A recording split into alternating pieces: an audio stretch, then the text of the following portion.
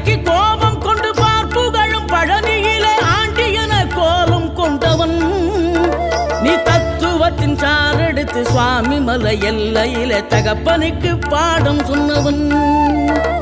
காவல் என நின்று பெரும் சினம் தணிந்து தணிகையில கண் குளிர காட்சி தந்தவன் நீ பாங்குடனே கருள் தரவே பழமுதிரும் சோலையில பரஞ்சோதியாய் நின்றவன் பரஞ்சோதியாய் நின்றவன்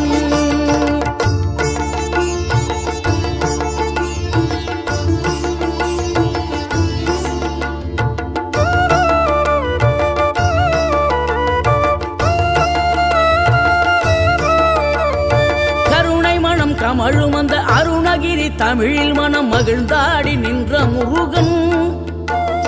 கிழவி இவள் புலமை கண்டு அழகு மிகும் குழந்தை என